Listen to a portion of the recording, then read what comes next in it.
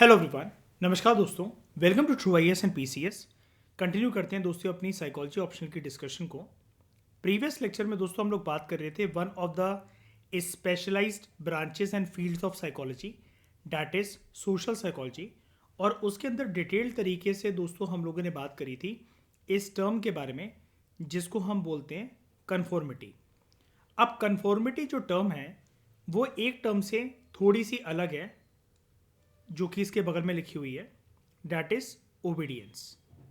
आपस में इनका रिलेशन भी है और थोड़ी सी ये जो टर्म्स हैं ये एक दूसरे से अलग भी हैं। तो कन्फॉर्मिटी और ओबीडियंस में बेसिक फ़र्क क्या होता है? हमने कन्फॉर्मिटी के कॉन्टेक्स्ट में दोस्तों बात करी थी कि कन्फॉर्मिटी का एक तरीके से मतलब हमें ये प्रतीत होता है कि हम दूसरों की हाँ में हाँ मिला देते हैं और हम दूसरों के दायरे के अंदर अपने आप को इन्वॉल्व करने के लिए, ताकि हमारी उनसे दोस्ती यारी हो सके, वो हमें एक्सेप्ट करें, हमें डिसलाइक ना करें, हमारा सोशल डिसअप्रूवल ना हो। तो उस वजह से हम सामने वाले ग्रुप के बिहेवियर को, बिलीव्स को और एटीट्यूड्स को बेसिकली अपनाने की कोशिश करते हैं, अपने खुद के बिहेवियर, बिलीव्स और एटीट्यूड्स को चेंज करते हुए। ठीक है, ताकि हम एक ग्रुप का पार्ट बन सकें, सोशल नॉर्म्स को, हम सामने वाले के ग्रुप के जो सोशल नॉर्म्स हैं हम उनको अपना सकें, और हमारी एक अंदरूनी इच्छा होती है, एक डिज़ायर होती है कि हमें भी सब लोग एक्सेप्ट करें और हमें भी सब लोग लाइक करें। तो ये तो हमें अच्छे से समझ में आ गया। लेकिन फिर ओबीडियंस का क्या मतलब है? ओबीडियंस के अंदर भी ये जो वर्ड है ओबीडियंस, यहाँ पर ये वर्ड है किसी को, यानी कि ओबे करना। किसी की बात को, किसी ने आपको कुछ एक इंस्ट्रक्शन दिया है और उसको आप क्या कर रहे हो, उसको आप फॉलो कर रहे हो, उसको आप मान रहे हो। तो कन्फॉर्मिटी और ओबीडियंस में फिर बेसिक तरीके से फ़र्क अगर है तो क्या है? देखो, ओबीडियंस के अंदर ना आपको सामने वाले की जो बातें हैं, जस्ट लाइक कन्फॉर्मिटी के अंदर आप क्या कर रहे थे कि आप अपने बिहेवियर, बिलीव्स और एटीट्यूड्स को चेंज कर रहे थे ताकि आप सामने वाले के और सामने वाले ग्रुप के अंदर आप फिट हो सको। ओबीडियंस के अंदर आपको बेसिकली किसी को इम्प्रेस नहीं करना होता है। यहाँ पर आपकी जो इच्छा है वो ये नहीं है कि आपको कोई डिसलाइक करेगा या फिर लाइक करे, आपको कोई हेट ना करे, ऐसी कोई इच्छा नहीं है आपकी। ओबीडियंस में आप सामने वाले की जो कमांड्स हैं, उसके जो भी उसकी इंस्ट्रक्शंस हैं, आप उसको इसलिए ओबे कर रहे हो क्योंकि आपके पास कोई रास्ता नहीं है। रास्ता क्यों नहीं है? क्योंकि जब भी ओबीडियंस टर्म आती है तो सामने वाला जो पर्सन है जिसकी बातों को, जिसकी कमांड और इंस्ट्रक्शन को आप मान रहे हो, वो एक अथॉरिटी है और अथॉरिटी के द्वारा दिए गए इंस्ट्रक्शन और कमांड के सामने आप कुछ भी नहीं कर सकते हो। और उसके पीछे हो सकता है बहुत सारे दोस्तों फैक्टर्स जुड़े हो, जैसे फॉर एग्जांपल आपके जॉब के ऊपर बात हो। ठीक है, कि आपको ये बोला गया जॉब के अंदर कि आपको एक सीनियर की बात को मानना है, सारे के सारे जूनियर्स को अपने सीनियर की बात को मानना पड़ेगा। इसका सबसे बेहतरीन एग्जांपल है आर्मी के अंदर जिस प्रकार से स्ट्रक्चर जो है वो वर्क करता है। अगर किसी आर्मी कमांडर ने, सीनियर ऑफिसर ने अगर युद्ध के मैदान में बोला फायर, तो जूनियर्स को उस टाइम पर सवाल जवाब नहीं करना है या अपना दिमाग नहीं चलाना है, सर क्यों करे फायर, सर छोड़ दो सर, उस ग्रुप में ऐसे भी लोग हैं, कुछ बच्चियां भी हमें दिख रही हैं, कुछ बुजुर्ग भी हैं, कुछ महिलाएं भी हैं। आपको अपना दिमाग नहीं लगाना है, कोई किंतु परंतु नहीं करनी है। आपको सिंपली उसके ऑर्डर के, उसके कमांड को, उसकी इंस्ट्रक्शन को मानना है। क्यों मानना है? क्योंकि वो पर्सन एक अथॉरिटेटिव पोजीशन पर है। यहां पर हमने एग्जाम्पल से ये सीखा, यहां पर आपका कोई भी मकसद ऐसा नहीं था कि आपको सामने वाले को इम्प्रेस करना है। आपको अपने बिहेवियर को, एटीट्यूड को या फिर बिलीफ को इसलिए चेंज करना है क्योंकि आपको कोई लाइक करे, दूसरे लोग आपको एक्सेप्ट करे। यहां पर आपका ऐसा कोई इंटेंशन है ही नहीं।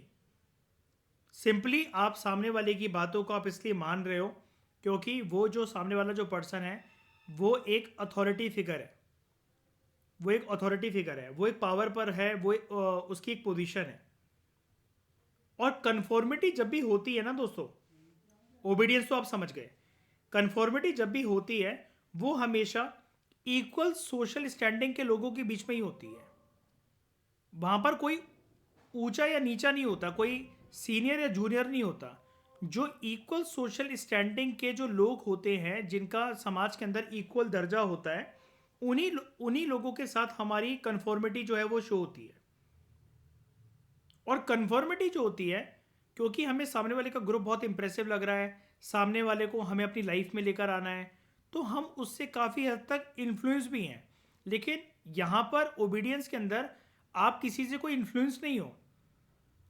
अगर आप एक सीनियर की बात को, एक पर्सन की बात को, अगर आप एक नॉर्मल जॉब पे जा रहे हो, आपका कोई एक ऑफिस है, वहाँ पर आप अपने बॉस या मैनेजर की बात को इसलिए नहीं मान रहे हो क्योंकि उसका कोई इन्फ्लुएंस है या फिर आपको उसको इम्प्रेस करना है। आपको बोला गया ऐसा, और ये हर एक जॉब की पहचान है कि जो भी सीनियर होगा, जूनियर्स उसकी बातों को मानेंगे। जूनियर्स अपना एक सजेस्टिव ओपिनियन ज़रूर दे सकते हैं, लेकिन ओबीडियंस के अंदर आपको ना चुपचाप जो बोला जाता है वो आपको करना पड़ता है। और ये हमारी फैमिली में भी तो होता है। आपका कहीं पर जाने का बहुत मन है या फिर आपको कोई एक चीज़ परस्यू करनी है, लेकिन अगर घर परिवार वालों ने बोला आपको नहीं, तो उसका मतलब फिर नहीं हो जाता है। और घर परिवार के अंदर अगर बूढ़े बुजुर्ग आपको बोलें, आपके पापा मम्मी बोले, दादा दादी आपको समझाएं, तो आपको उनकी बात को मानना पड़ता है। आप फिर ज़्यादा उनकी बातों को आप इन्फ्लुएंस नहीं कर सकते, बल्कि वो आपके ओपिनियन को इन्फ्लुएंस करके रख देंगे। This is the basic difference and the main difference between the terms of concept of conformity and obedience. Akanksha समझ में आया?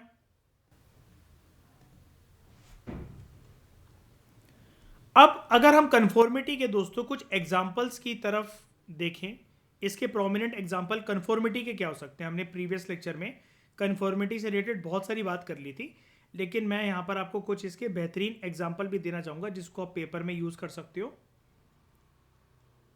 और क्लास 12th की एनसीईआरटी में भी आपको ज़्यादा बेटर क्लैरिटी मिलेगी जब हम इसके बारे में प्रॉपर तरीके से और डिस्कस करेंगे।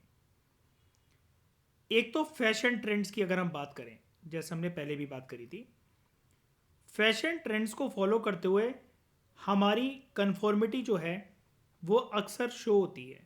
कैसे शो होती है इसका हमें अंदाज़ा तो लग गया था प्रीवियस लेक्चर से, लेकिन यहाँ पर हम डिस्कस करते हैं इसका प्रोसेस, ये होगी कैसे शो। लोग हमेशा इस प्रकार से ड्रेसअप होना पसंद करते हैं जैसा कि वो अपने दोस्तों को देखते हैं, या फिर उन्होंने कहीं किसी सोशल मीडिया के अंदर ऐसा देख रखा हो। फॉर एग्जांपल एडवर्टीजमेंट्स,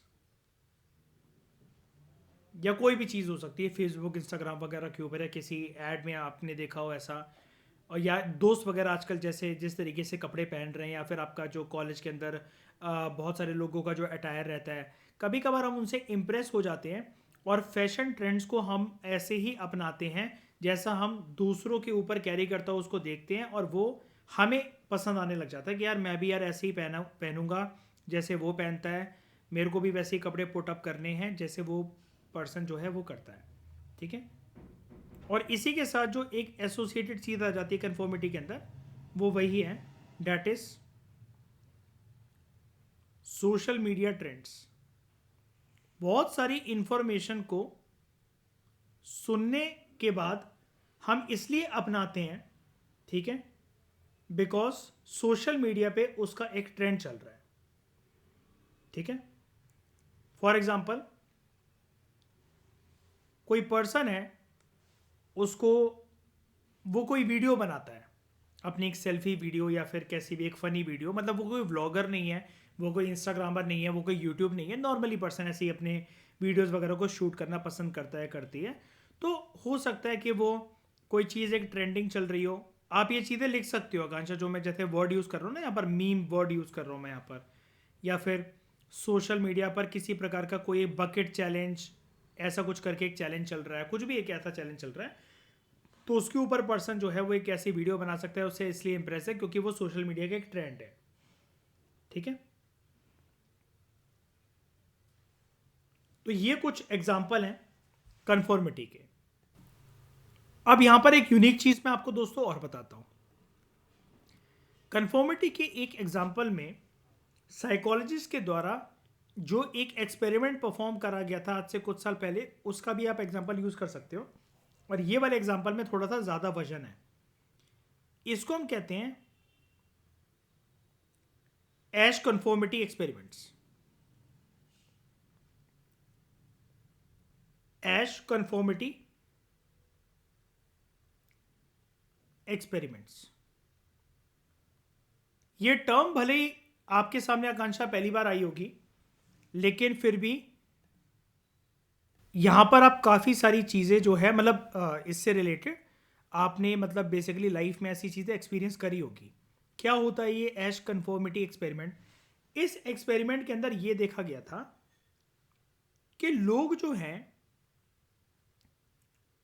अगर उनको कोई चीज़ दिखाई जाए, एक एक्सपेरिमेंट के तौर पर कुछ लोगों को एक सिंपल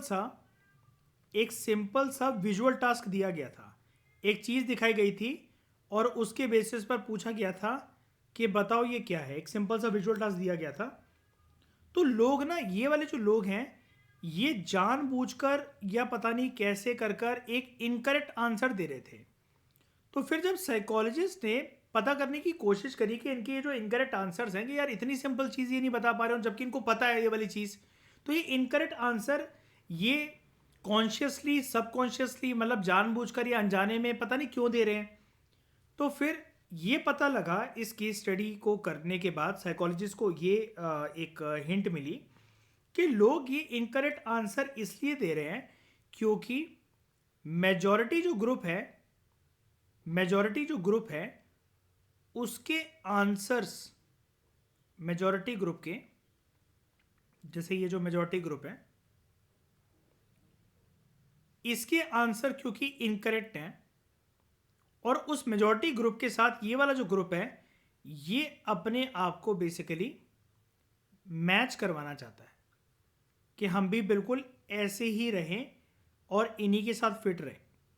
अब ये वाली चीज़ आपने कहीं ना कहीं होते हुए देखी होगी आकांक्षा। इसको मैं, जैसे एश एक्सपेरिमेंट तो थोड़ा सा टेक्निकल हो गया होगा आपके लिए समझना, मैं इसको ईजी वर्ड में समझाता हूँ कि आपने इसको कहाँ फील करा होगा अपने जीवन में। क्लास में टीचर ने, पूरे स्कूल के जीवन में आपने ये चीज़ अनुभव करी होगी आकांक्षा कि आपका पूरी क्लास से अलग हटकर एक आंसर था, लेकिन पूरी क्लास क्योंकि उस चीज़ के ऊपर हाथ नहीं उठा रही थी, या सबने हाथ उठाया नो बोलने के लिए, तो सबके सोशल प्रेशर को दिमाग ने, मतलब उसको सोशल प्रेशर समझकर कि सारे लोग यार ऐसे आंसर दे रहे हैं, क्लास का टॉपर भी यार हाथ उठा रही है इस चीज़ के ऊपर मैम के सवाल पर, तो आपने अपना जो ओपिनियन था, जो आपका रियल आंसर था माइंड के अंदर, उसको चेंज कर लिया। होता है ऐसा कि नहीं होता? बताओ, बहुत बार। दूसरा एग्जांपल देता हूं मैं आपको।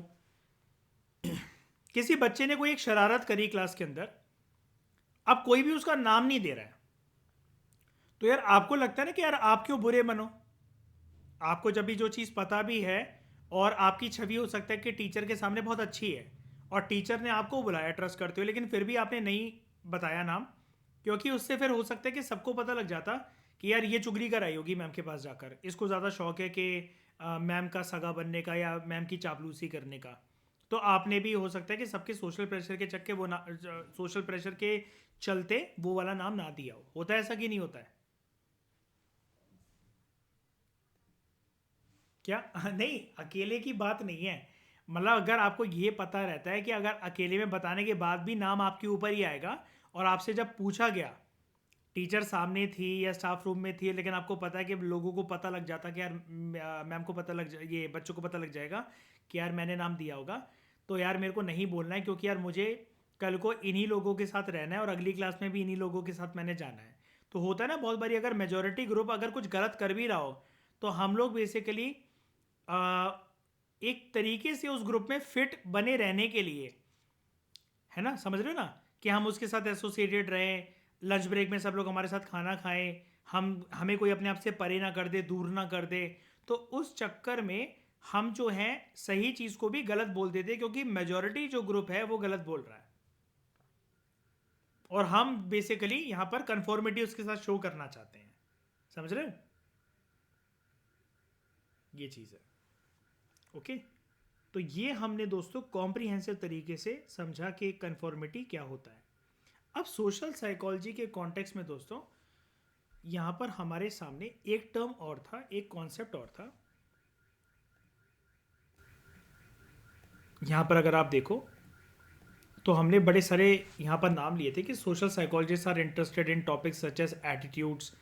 वो तो मैंने आपको बता दिया था कि पर्सनालिटी से रिलेटेड होता है। कन्फॉर्मिटी के बारे में हमने अटमोस्ट डिटेल मैनर के अंदर बात कर ली। ओबीडियंस को जान लिया, और ओबीडियंस कन्फॉर्मिटी से कैसे अलग है ये भी जान लिया। और यहाँ पर लिखा भी हुआ है, देखो यहाँ पर टर्म लिखा हुआ है ओबीडियंस टू अथॉरिटी। तो इसलिए मैंने आपको बताया था कि ओबीडियंस टर्म में हमेशा एक अथॉरिटी का जो प्रभाव होता है वो हमारे ऊपर होता ही है। ठीक है। Interpersonal attraction, helpful behaviour, aggression, social motivation, inter group relations. ठीक है। लेकिन यहाँ पर एक टर्म आ रही है जिसको कहा जा रहा है प्रेजुडिस। और प्रेजुडिस के साथ आप एक एसोसिएटेड टर्म को जो सीखोगे दोस्तों वो है, हम इसको यहाँ लिख देते हैं। एक टर्म होती है दोस्तों प्रेजुडिस, और इसी के साथ एक एसोसिएटेड टर्म होती है जिसको हम कहते हैं स्टीरियोटाइप्स। एक है प्रेजुडिस और दूसरी है स्टीरियोटाइप। तो इसके बीच में एक लिंक भी है, लेकिन ये दोनों टर्म एक दूसरे से डिफ्रेंशिएटेड भी है। लिंक भी है, आपस में लिंक्ड भी हैं दोनों टर्म्स, लेकिन दोनों टर्म्स में फ़र्क भी है। ठीक है। तो प्रेजुडिस को समझने से पहले आपको ना स्टीरियोटाइप को समझना ही पड़ेगा, बिना उसके प्रेजुडिस को समझा नहीं जा सकता है। अब ऐसा क्यों, अभी आपको पता लग जाएगा इसका रीज़न। सबसे पहले दोस्तों हम बात करते हैं स्टीरियोटाइप्स की, कि स्टीरियोटाइप्स क्या है ये। दोस्तों स्टीरियोटाइप्स ना किसी एक ग्रुप ऑफ पीपल के बारे में, अब वो ग्रुप ऑफ पीपल कोई भी हो सकता है। आपके क्लासमेट्स हो सकते हैं, कोई आपका एक खेलने कूदने वाला ग्रुप हो सकता है, गली मोहल्ले के लोग हो सकते हैं, कोई एक कम्युनिटी के लोग हो सकते हैं, एक धर्म के लोग हो सकते हैं। तो एक ग्रुप ऑफ पीपल के बारे में आपका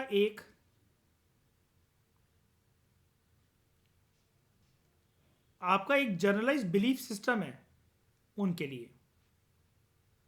जर्नल तरीके से जब भी एक ग्रुप ऑफ पीपल के बारे में बात होगी तो आपका एक बिलीफ सिस्टम जो है वो उजागर होगा। फॉर एग्जाम्पल कि अगर आप कहने लगो, आपके सामने टर्म आए कि यादव कम्युनिटी के लोग कैसे होते हैं, तो आप एक एक पर्सन को अलग करके नहीं देखोगे। आप पूरा अगर एक साथ यादव समाज को एक छवि के साथ, दिमाग की छवि के साथ देख रहे हो, तो आप के दिमाग में फिर चाहे कोई भी यादव आपके सामने आ जाए, आप उसको एक कॉमन तरीके के साथ ही डील करोगे। For example Hindus group of people, Muslims group of people, Thakur group of people. अब इनमें से ये सारे ग्रुप ऑफ पीपल के अगर हम नाम लें, तो यहां पर मैंने कम्युनिटी वाइज भी एक एग्जांपल लिखे, तो दो मैंने धर्म के बेसिस पर भी लोगों के एग्जांपल लिखे। पॉइंट यही है, समझने वाली बात यही है, एक ग्रुप ऑफ पीपल को अगर आप एक कॉमन बिलीफ सिस्टम के साथ बेसिकली अप्रोच करते हो, आपका दिमाग अप्रोच करता है, तो वो होता है आपका एक स्टीरियोटाइप। अब स्टीरियोटाइप में मतलब आपने एक जनरलाइज बिलीफ सिस्टम बना रखा है कि मतलब आप वहां पर पर्सन को, अब देखो ठाकुर में अगर हम ठाकुर या यादव को पकड़ लें, फॉर एग्जांपल चलो हम यादव को पकड़ लेते हैं। यादवों में सबसे बड़ी बात तो मेजर डिफरेंस तो यही है कि सारा यादव समाज औरतों से नहीं बना हुआ है, सारा यादव समाज मर्दों से नहीं बना हुआ है। यहां अगर एक फीमेल है तो एक मेल भी है। तो आप जनरलाइज बिलीफ सिस्टम होल्ड कैसे कर सकते हो, औरतों को मर्दों को सेम तरीके से कैसे देख सकते हो। फिर विद इन यादव ऑल्सो अगर आप देखो तो यू हैव टू, मतलब ऐसा होना चाहिए लेकिन ऐसा होता नहीं है स्टीरियोटाइप के अंदर। आपको फिर ये भी पता होना चाहिए कि आप कौन सी एज ग्रुप की बात कर रहे हो। आप 0 से लेकर 80 ईयर्स तक कौन कौन से लोगों को अलग अलग करके देख रहे हो, और उस एज ग्रुप में आप कौन से सेक्स की बात कर रहे हो, मेल की बात कर रहे हो कि फीमेल की बात कर रहे हो। फिर आप रीजन, कौन से रीजन की यादवों की बात कर रहे हो। क्या आप बात कर रहे हो उत्तर प्रदेश के अंदर, या फिर आप बात कर रहे हो मध्य प्रदेश के अंदर, या फिर आप इनको इंटरनेशनल तरीके से या नेशनल तरीके से देख रहे हो, आप इंडिया वाले यादवों की बात कर रहे हो, या फिर वो यादव समाज के लोग जो कि बाहर जाके बहुत एजुकेटेड हैं और जिन्होंने बहुत काम धंधा वगैरह अपना स्टैब्लिश कर रखा है। तो यहाँ पर बात किसकी हो रही है। अब देखो मेरे एग्जाम्पल में मैं स्पेसिफिक यादवों की बात करवाना चाहता था, लेकिन जिसके अंदर स्टीरियोटाइप होगा वो ये कहेंगे दीपांग कोई फर्क नहीं पड़ता, यादव के अंदर चाहे अब तुम मर्दों की बात करो, औरतों की बात करो, चाहे बच्चे की बात करो, चाहे बूढ़े की बात करो, चाहे एमपी के यादव हो, चाहे यूपी के यादव हो, चाहे मलेशिया इंडोनेशिया के अंदर जाने वाले जो यादव हो, सारे यादव ऐसे ही होते हैं। समझ गए आकांक्षा मैं क्या कहने की कोशिश कर रहा हूं। जब भी हमारे मुंह से ऐसा निकलता है ना कि सारे ऐसे होते हैं, वो होता है हमारा स्टीरियोटाइप। अब एक बात बताओ, यहां पर मैंने कुछ भी गलत बोला क्या। अगर मैं स्टीरियोटाइप के बेसिस पर मतलब मान लो कि मैं एक स्टीरियोटाइप रख रहा हूं, कोई भी पर्सन की स्टीरियोटाइप रख रहा है कि सारे ये कम्युनिटी के लोग ऐसे होते हैं, सारे ठाकुर ऐसे, सारे हिंदू ऐसे, सारे मुसलमान ऐसे, सारे यादव ऐसे, मैंने कुछ भी अच्छा या बुरा बोला क्या। नहीं ना, अभी तो कुछ भी नहीं बोला, गलत तो कुछ भी नहीं बोला ना किसी के बारे में, है ना, और ना सही बोला है। लेकिन अगर मान लो कि अभी तक मैंने तो ये बोला है कि मेरा कॉमन बिलीफ सिस्टम है ठाकुरों को देखने का, हिंदूज को देखने का, यादवों को देखने का, मुसलमानों को देखने का, मेरा कॉमन बिलीफ सिस्टम है कि कोई भी यादव समाज का इंसान मेरे सामने आएगा तो मेरा एक बिलीफ सिस्टम है। और अच्छा अब आपके दिमाग में आया होगा कि सर ये बिलीफ सिस्टम आपका बना कैसे। तो इस बिलीफ सिस्टम को पैदा करने के लिए जो जीवन में जो लोग होते हैं उसको हम कहते हैं, ये होते हैं हमारे लाइफ में सोशलाइजेशन एजेंट्स।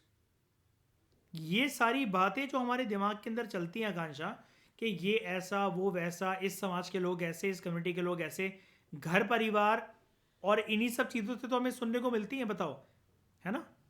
और सोशलाइजेशन एजेंट्स में आकांक्षा फटाफट बताओ मुझे ज़रा, 4 कौन कौन से लोग आते हैं मेन, जल्दी बताओ, जिससे इंडिविजुअल घिरा रहता है जीवन भर। नहीं, सोसाइटी में तो सोशलाइजेशन एजेंट्स हैं ही ये। Parents, teachers, friends and other significant persons. इस अदर सिग्निफिकेंट पर्सन्स के अंदर ये सारे टॉपिक्स आ सकते हैं, लाइक मीडिया, रिलीजियस ग्रुप वगैरह, वो सब। तो मुझे एक बात बताओ कांचा, आपने जब भी इन चारों लोगों के साथ, मतलब सॉरी नॉट लोग, इन चारों सोशलाइजेशन एजेंट्स के साथ जब भी आपने इंटरेक्शन करी होगी तभी तो आपका एटीट्यूड सिस्टम या बिलीफ सिस्टम ऐसा बना होगा। बताओ हाँ या ना, है कि नहीं। तो ये सोशलाइजेशन एजेंट जो हैं ये हमारे बिलीफ सिस्टम को डेवलप करने के लिए एक जनरलाइज बिलीफ सिस्टम, जनरलाइज मतलब आप सारे लोगों को एक ही तराजू के अंदर रखकर देख लेते हो, सारे लोगों को एक ही तराजू के अंदर रखकर देख लेते हो। अच्छा मुझे एक बात बताओ, सारे हिंदूज अच्छे होते हैं।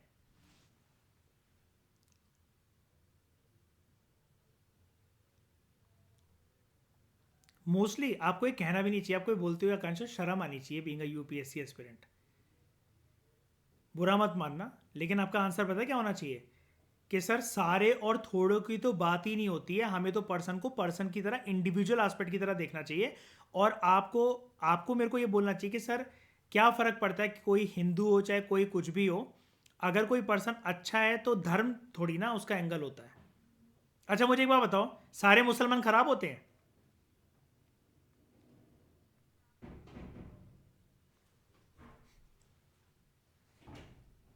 हाँ तो मैंने ये, हाँ तो तुम्हें ये समझना चाहिए कि सर आप ऐसी बात मत करो, धर्म के बेसिस पर अच्छा बुरे नहीं देखे जाते हैं।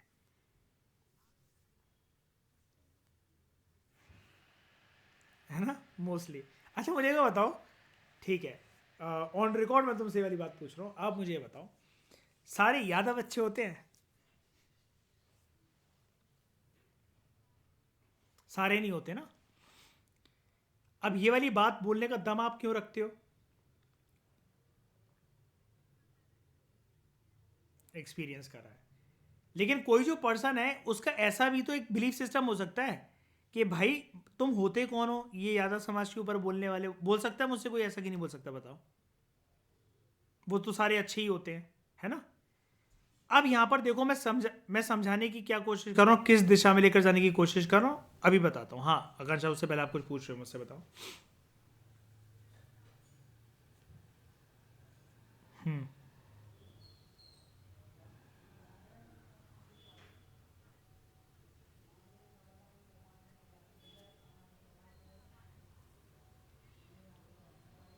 यार देखो, एक्सपीरियंस तो तभी बनेगा आकांक्षा जब ये सारे सोशलाइजेशन एजेंट जो है बचपन से, देखो हम तो गीली मिट्टी होते हैं।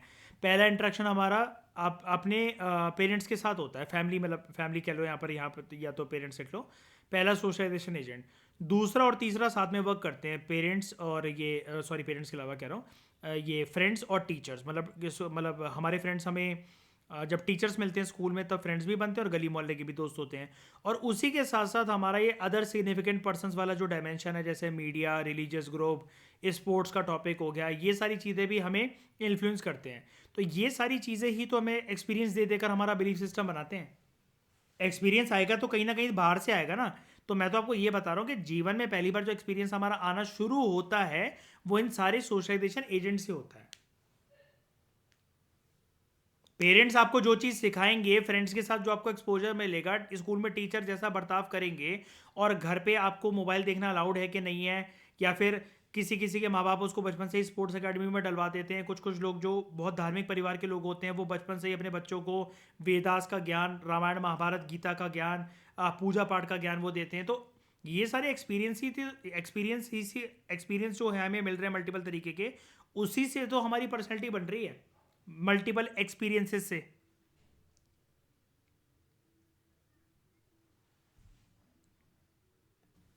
हाँ, ये मेजर फैक्टर है, क्योंकि अगर जैसे एजेंट्स अगर मिसिंग हो गए ना लाइफ से, एक्सपीरियंस देखो कहीं ना कहीं से आएगा, लेकिन कच्ची उम्र से लेकर जब तक हमारी जो गीली मिट्टी होती है, जब तक वो पकती नहीं है, जैसे हमारी पर्सनैलिटी को मैं गीली मिट्टी कह रहा हूँ, जब तक वो एडोलेसेंट्स की एज तक पकती नहीं है, इन सारे लोगों का प्रभाव बहुत ज़्यादा रहता है। अब अगर आप ये सोच रहे हो, आपके दिमाग में ये अगर सवाल आ रहा है, इसको वैसे मैं पहले एड्रेस कर चुका हूँ इस चैप्टर की स्टार्टिंग में, कि अगर कोई अनाथ पैदा हुआ है तो फिर उसका क्या होगा, है ना? उसके लाइफ में तो ना फिर पेरेंट्स हैं, तो यार फ्रेंड्स कहीं ना कहीं से तो बनेंगे ना। और टीचर जो हैं वो स्कूल ही टीचर्स ना होगे, लेकिन कोई बूढ़ा बुजुर्ग जो अनाथालय का ध्यान रखता होगा वो कोई ना कोई तो ज्ञान, डिसिप्लिन वगैरह सिखाएगा। और क्या अनाथ पर्सन्स को ये कुछ भी नहीं पता रहता है कि बाहर के टॉपिक्स ये क्या चलते हैं, खेल कूद क्या होता है, मीडिया क्या होती है, टीवी क्या होता है, अखबार क्या होता है?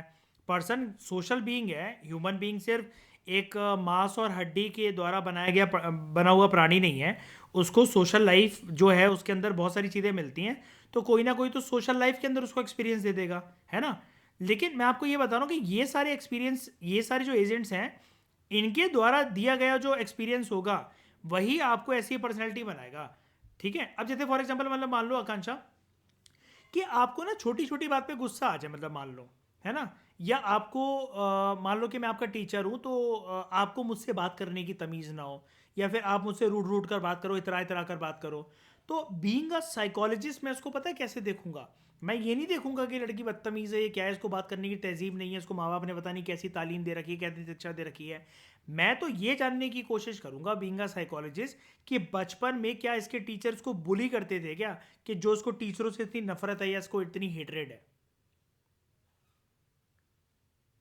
कि क्या किसी स्कूल के टीचर ने, या ट्यूशन वाले टीचर ने, या होम ट्यूटर ने, किसी ना किसी ने क्या इसको मारा है क्या पकड़ के बचपन में बहुत ज़्यादा, या मानसिक तरीके से इसको प्रताड़ित करा है क्या बहुत ज़्यादा, या सब लोग इसको टॉर्चर करते थे उसको, या फिर अगर आपका पढ़ाई लिखाई में मन नहीं करता तो मैं जानने की कोशिश करूंगा कि शिक्षा जो है, जब शिक्षा के जब दौर चल रहा था आपके जीवन में, तो क्या स्कूल में बच्चे आपको तंग करते थे क्या आपके बालों पे नारियल का तेल, सरसों का तेल लगाकर आपके साथ रैगिंग करी जाती थी क्या कॉलेज के दिनों में? क्या आपको इतनी नफरत क्यों है लोगों से? आपको बात बात पे गुस्सा क्यों आता है? तो नॉर्मल जो पर्सन होगा ना वो तो आपसे अलग हो जाएगा। रोड पे घूमता जो व्यक्ति होगा आपके नखरों को कोई सहन नहीं करेगा, आजकल कोई किसी के नखरों को सहन नहीं करता है। लेकिन बीइंग अ साइकोलॉजिस्ट वो इस चीज को जानने की कोशिश करेगा कि what is the main reason why she is acting and behaving like she is behaving in this manner. समझे? तो हमारी सोशलाइजेशन एजेंट्स हमारे ऊपर बहुत बड़ा एक प्रभाव छोड़ते हैं। यह जो बिलीफ सिस्टम है जो आप बोल रहे हो ना कि एक पर्सन बचपन में छोटा है और उसको पूजा पाठ करने को बोला जाता है वो नास्तिक बन गया, ये नास्तिक और आस्तिक बनने की समझ ना, ये जब एडोलेसेंट्स प्यूबर्टी की जब एज आएगी ना, ये तब शुरू होगा कि उसका रुझान उसकी तरफ जा रहा है कि नहीं जा रहा है। तो जो आप कह रहे हो ना कि बिलीफ सिस्टम, ऑब्वियस ही बात है आकांक्षा, बिलीफ सिस्टम तो हमारा हमारे खुद से भी उत्पन्न होता है, आगे चलकर हमारा खुद का भी तो एक पर्सनैलिटी बनती है। लेकिन ज़्यादातर उसको मोल्ड करने के पीछे बहुत सारे फैक्टर्स होते हैं। जैसे मैं आपको एक बात बताता हूँ, अगर किसी बच्चे ने ऐसा देखा है अपने घर के अंदर माहौल जहां पर उसके पिताजी उसकी माँ को रोज थप्पड़ मारते थे बचपन में और रोज दारू पी के कलेश करते थे वो गली मोहल्ले के अंदर, अगर किसी बच्चे का, भगवान ना करे ऐसा किसी बच्चे के साथ हो, लेकिन अगर किसी बच्चे का ऐसा बचपन बीता हुआ है ना, अब दो चीज़ें होंगी इसमें भी, एक ही तरह की पर्सनैलिटी नहीं निकलेगी, दो तरह की पर्सनैलिटी निकलेगी बच्चे की। पता है बहुत शॉकिंग है ये वाली बात, ये केस स्टडी जब ऐसा साइकोलॉजिस्ट ने इसको ऑब्जर्व करा कि स्टडीज ये कहती हैं दो प्रकार के बच्चे इससे पैदा हो सकते हैं। एक वो ग्रुप होगा जिसने ऐसा देखा होगा, तो वो ना अपनी बीवी के साथ भी ऐसे ही करेगा। आप कहोगे अपनी बीवी के साथ भी ऐसा करेगा, अपनी माँ को पिटता हुआ देखा तो वो भी ऐसे करेगा, हाँ, क्योंकि उसके मन के अंदर ये वाली बात आ जाएगी कि औरत अगर आपसे जबान चलाए तो आपको उसको रोकने के लिए आपका हाथ काफ़ी होता है। एक तो इस मेंटेलिटी का बच्चा बनेगा।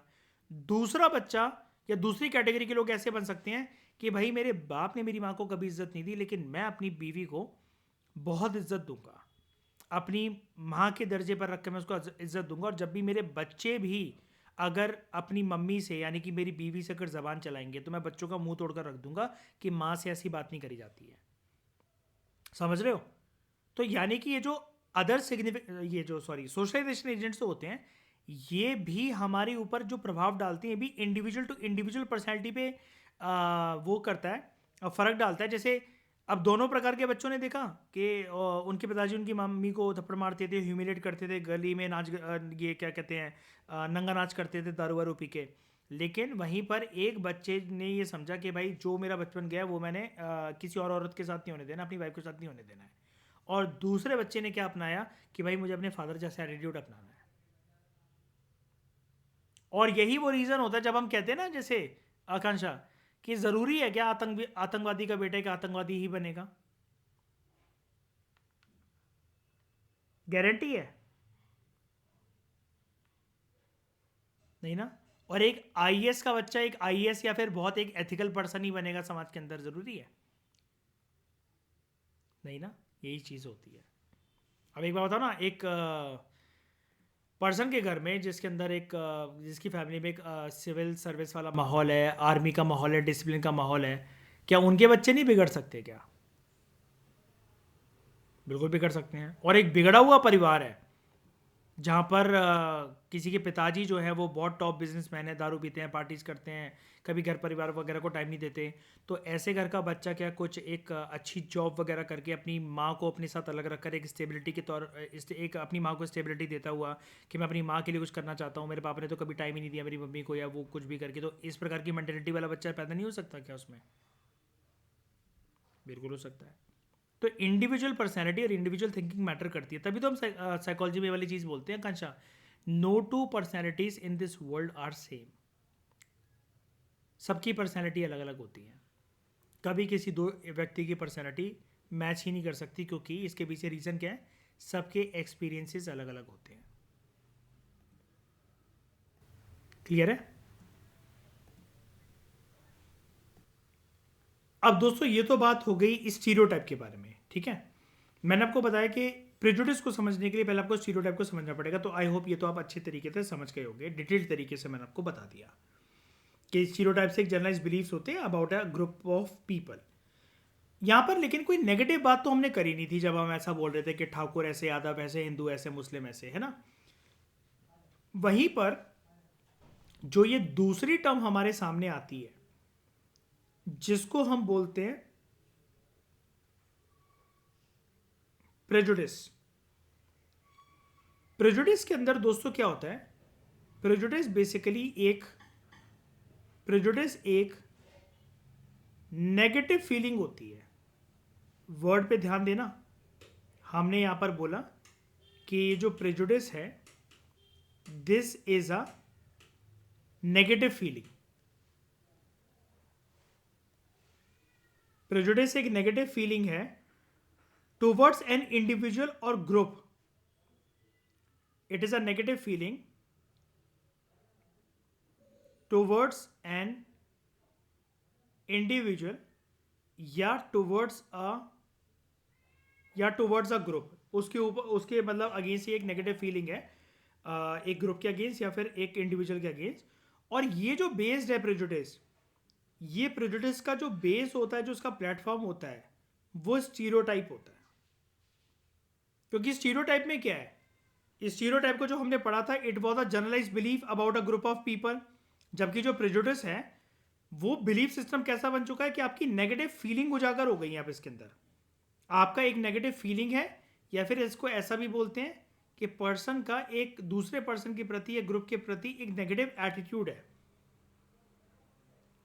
तो स्टीरियोटाइप्स जो होते हैं, स्टीरियोटाइप सिर्फ एक थॉट है, ये एक सोच विचार है, ये एक थॉट है सिर्फ, ठीक है। स्टीरियोटाइप सिर्फ एक थॉट है, जबकि जो एक प्रेजुडिस है, ये जो प्रेजुडिस है ये एक इमोशनल रिस्पॉन्स है, ये एक इमोशनल रिस्पॉन्स है। जबकि ये जो प्रेजुडिस है वो एक इमोशनल रिस्पॉन्स होता है, ठीक है। अब दोनों के दोनों, चाहे आप स्टीरियोटाइप की बात करो चाहे प्रेजुडिस की बात करो, वो ऐसा भी होता है। जैसे अभी हमने ये तो बोल दिया कि प्रेजुडिस एक वैसे तो नेगेटिव फीलिंग है और एक नेगेटिव एटीट्यूड है, ठीक है। पॉजिटिव या नेगेटिव दोनों हो सकते हैं वैसे प्रेजुडिस, लेकिन ये पॉजिटिव नेगेटिव को अभी मत समझो आप, ये हम आगे चलकर जब साइकोलॉजी को थोड़ा सा नेक्स्ट लेवल पर लेकर जाएंगे तब हम बात करेंगे। फिलहाल आप ऐसे ही समझ के बैठो कि प्रेजुडिस जो है वो एक नेगेटिव फीलिंग या फिर एक नेगेटिव एटीट्यूड है। और ये जो नेगेटिव प्रेजुडिस होता है, नेगेटिव प्रेजुडिस निकलता किस फॉर्म में, जैसे हमने कहा ये इमोशनल रिस्पॉन्स है, तो ये रिस्पॉन्स किसी ना किसी फॉर्म में तो होना चाहिए ना। ये रिस्पॉन्स होता है टूवर्ड्स इग्नोरेंस। आप या तो इग्नोरेंस मोड पे चले जाओगे सामने वाले को लेकर, या फिर you have fear towards another group और पर्सन। फॉर एग्जाम्पल, कई लोग जो हैं दूसरों के पहनावे या फिर दूसरों के लुक्स को देखकर उनके लिए प्रेजुडिस डेवलप कर लेते हैं, ठीक है। फॉर एग्जाम्पल, एक फीलिंग होती है प्रेजुडिस की जिसको बोला जाता है इस्लामोफोबिया। इस्लामोफोबिया क्या होता है ये इस्लामोफोबिया? जिस तरीके से जो मुस्लिम लोग हैं वो अपना पहनावा, अपनी लुक्स को करते हैं, कैरी करते हैं, उसके बेसिस पर एक डर लगना। देखो यहां पर क्या लिखा हुआ है, Islamophobia is a prejudice, hostility यानी कि नफरत, एंड हेट्रेड टुवर्ड्स इस्लाम और मुस्लिम्स। और ये पैदा कैसे होती है? Often stemming from irrational fear. आपको एक इरेशनल डर है, पता नहीं क्यों, कि यार ये सामने कुर्ता वुर्ता पहनकर आ रहे हैं, इनकी दाढ़ी देखो और इनका लुक्स देखो कैसा है, ये मेरे को किडनैप कर लेंगे, ठीक है। जिसकी वजह से you have feeling of discrimination, harassment and violence towards them. ये एक फॉर्म का रेसिज्म माना जाता है, ठीक है। और इससे आप क्या कर देते हो मुसलमानों के साथ, ये चीज़ ना भी करते, मतलब ये चीज़ करते हुए आप उनको एक्सक्लूड करोगे, आप उनको एक स्टिग्मा दे दोगे, आप उनको मानोगे ये तो इंसान ही नहीं है, ठीक है। और दूसरे मुसलमानों के साथ भी आप ऐसी ट्रीटमेंट करोगे कि यार ये भी भले अभी लुक्स में ऐसा नहीं लग रहा है लेकिन है तो ये उन्हीं की बिरादरी का। ये एक बहुत बड़ी दिक्कत होती है, ठीक है। कि you see a particular person, ठीक है, और उसके लुक्स को देखते हुए आप उसके साथ एक डिसमिशन वाली जो टेंडेंसी है वो रखते हो, आप उसके साथ एक प्रेजुडाइज्ड वे में बिहेव कर रहे हो, हॉस्टिलिटी एंड हेटरेट, नफरत आपके अंदर भर रखी है, ठीक है। अब कभी कभार तो ऐसे लुक्स को तो कोई एक वैसा नॉर्मल पर्सन भी अपना सकता है। फॉर एग्जाम्पल मैं आपको एक चीज़ बताता हूँ, अभी रणवीर सिंह की एक मूवी आई है एक रॉ एजेंट के ऊपर, ठीक है।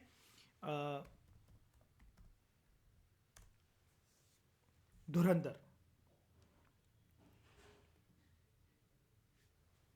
मेजर मोहित शर्मा जो आर्मी में थे और देश के लिए एक मिशन को करते हुए ये एक टेररिस्ट ग्रुप के साथ मिल गए थे, उनकी इंफॉर्मेशन को भारत की सरकार के साथ शेयर करते थे। सब कुछ अच्छे से चल रहा था, लेकिन टेररिस्ट ग्रुप ने इनको पकड़ लिया था और फिर इनको जान से मार दिया था, बड़ी बेरहम मौत दी थी। उसी के ऊपर मेजर मोहित शर्मा के ऊपर ये मूवी बनी थी धुरंधर। And he was major Mohit Sharma, नाम में शर्मा है तो ऑब्वियसली बात है ये एक ब्राह्मण थे, हिंदू थे, लेकिन इतने साल टेररिस्ट ग्रुप के साथ जुड़ने के बाद इनका जो लाइफस्टाइल था, इनका जो पहनावा था, जो रवैया था, it was totally Islamic in nature. It was totally Islamic in nature, क्योंकि जिस ग्रुप के साथ, जिस संगठन के साथ ये जुड़े हुए थे वो इस्लामिक संगठन था, ठीक है। तो इनका पहनावा रवैया वैसे ही था और उसी चीज़ को, उसी लुक्स को रणवीर सिंह ने अपने में कैरी कराया, ठीक है। तो इस तरीके का अगर कोई लुक इसका देखे किसी पर्सन का, तो ये जो टेंडेंसी है कि इसको कंसिडर करना कि हाँ ये जो है ये किडनैप कर लेंगे, ऐसा हो जाएगा पहनावे के बेसिस पर, उनके लुक्स के बेसिस पर, वो होता है एक इस्लामोफोबिया, ठीक है। इस्लामिक पर्सन को ऐसा कंसिडर करना, ओके। ये चीज़ समझ में आई आपको अच्छी तरीके से आकांक्षा? नहीं नहीं, प्रेजुडिस में मैं तो एक एग्जांपल दे रहा था, सिर्फ इस्लामोफोबिया नहीं आता, वो तुम नफरत किसी से भी कर सकते हो, वो वाली नेगेटिव फीलिंग किसी के भी अगेंस्ट हो सकती है। फॉर एग्जांपल जैसे हमारे यूपी एमपी में चलता है ना, ब्राह्मण और ठाकुरों की लड़ाई, है ना, तो वो भी एक प्रेजुडिस वाली फीलिंग है। अब जैसे क्या होता है कि जो रूरल बैकग्राउंड्स होते हैं वहां पर आपने अक्सर ऐसी सुनी होगी कि लोग ना एक दूसरे से पूरा नाम जानने की कोशिश करते हैं। फॉर एग्जांपल मतलब मान लो कि अगर मतलब मैं दिल्ली में रहता हूँ, आपने मुझे सिर्फ इतना बोलकर इंट्रोड्यूस करा कि मैंने आपसे कहा कि मोहतरमा आप हैं कौन, क्या कह रहे हो आकांक्षा?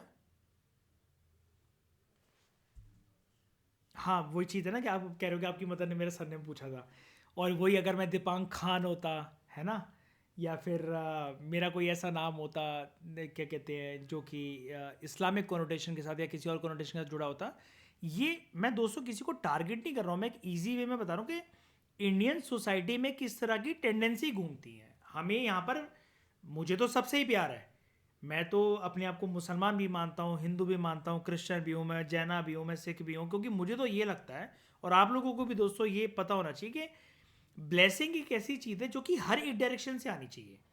So you should never hate a person जिसका एक पर्टिकुलर रिलीजन है, क्योंकि अशोका खुद ऐसा बोलता था दोस्तों।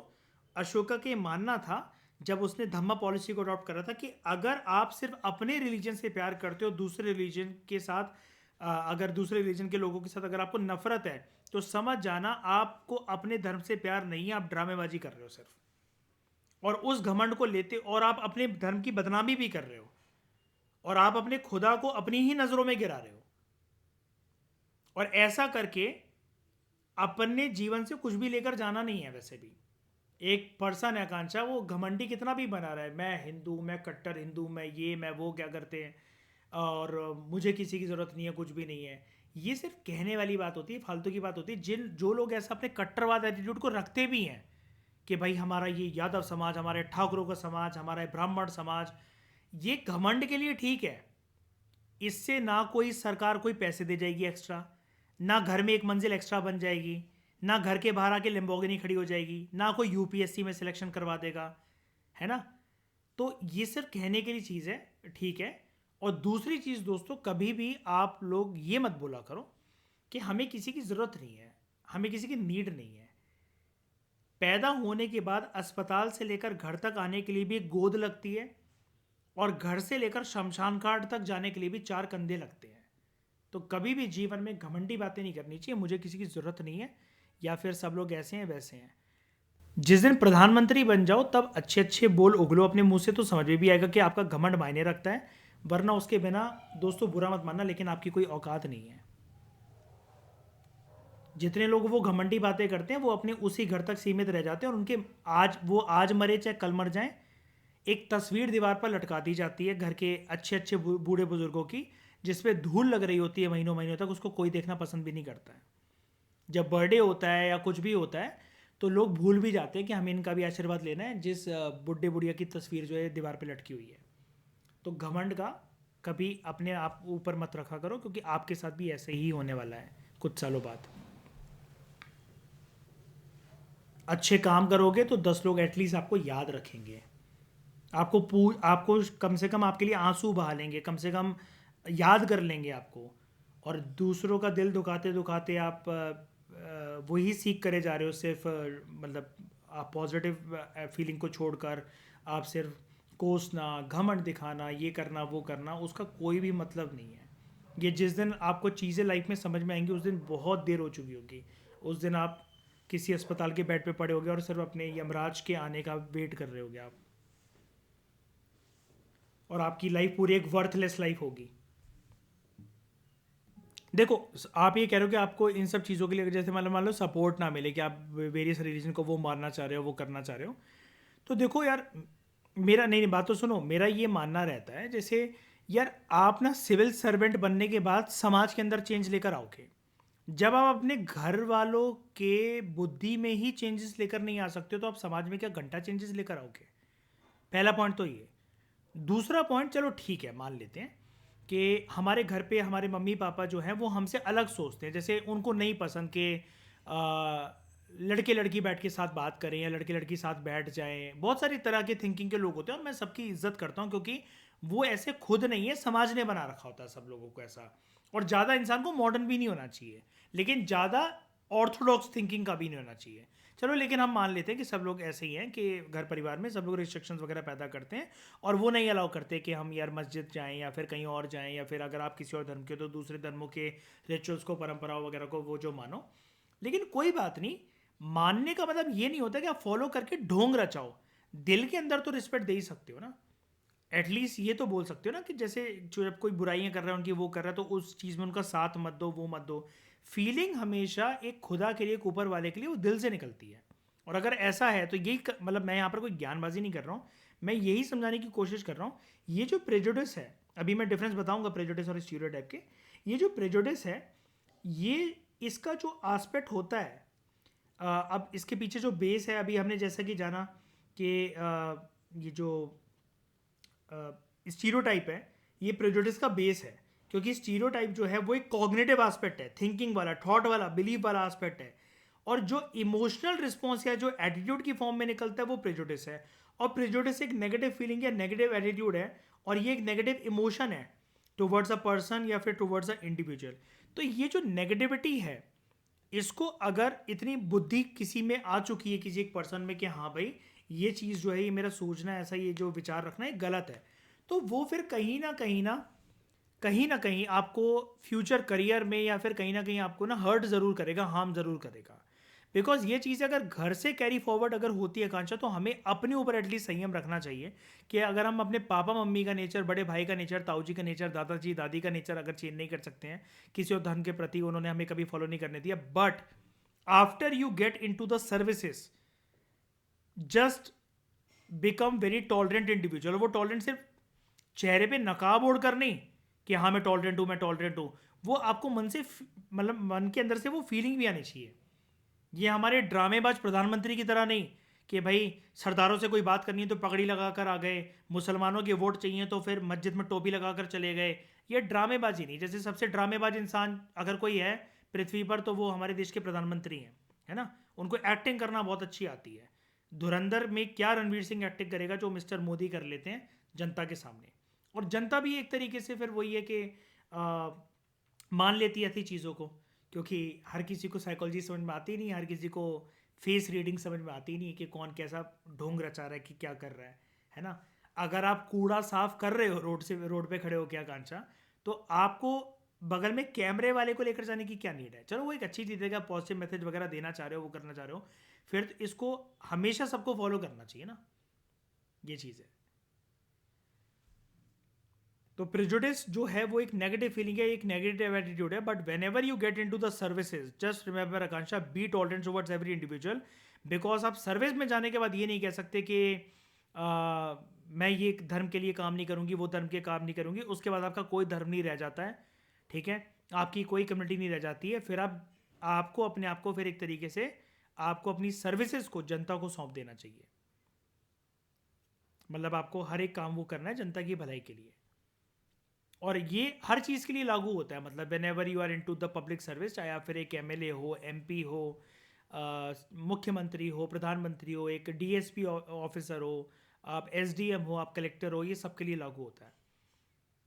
अदरवाइज फिर यही है ना कि जैसे कल को कोई अगर इस देश में मुस्लिम राष्ट्रपति बनता है, या फिर आपका सीनियर कोई अगर एक मुस्लिम, और अगर आपको घर पे ये तालीम दी गई है कि मुसलमानों के साथ ऐसा व्यवहार करा करो, या फिर ये तो ऐसे ही होते हैं वैसे ही होते हैं, तो बेटा आप सस्पेंडेड ही रहोगे आप, ये चीज़ याद रखना। और फिर जो आप वो डिप्रेशन में जाओगे तो उससे बाहर नहीं निकल पाओगे, और फिर आपके पापा मम्मी नहीं बचा पाएंगे फिर आपको उस टाइम पर। फिर आप पापा को कॉल करके नहीं कह सकते अब तो मैं फंस गया, अब तो मैं क्या करूं, वो भी कुछ नहीं कर पाएंगे, वो भी फंसेंगे फिर उल्टा। तो दोस्तों ये है बेसिक चीज़ with respect to stereotype and prejudice, and ये हमने सारी टॉपिक कवर करे कि क्या होता है ये सोशल साइकोलॉजी, और इसके रिलेटेड जो ये चीज़ें होती हैं, ये जो टर्म्स हैं, इसको हमने काफ़ी डिटेल तरीके से सीखा। इस डिस्कशन में दोस्तों फिलहाल इतना ही। Thank you very much for discussion.